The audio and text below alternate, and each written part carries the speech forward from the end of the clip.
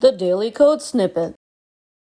Our example also introduces a few new elements, the span element and the A element. In order to understand the span element, we also need to discuss the div element. The div element in HTML is used to group a set of other elements together. This is done so that you can target those elements within a div as a group. For example, you may want to apply a particular styling like a background color in a section that contains a header and paragraph text.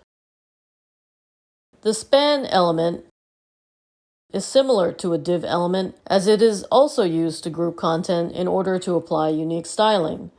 The difference between the two is that the span element is typically inline, while a div element is a block element, which means that it starts on a new line. So when using a span element with a P element, as in our example, we can apply different styling to the content within the span that is different from the styling that is used for a P element.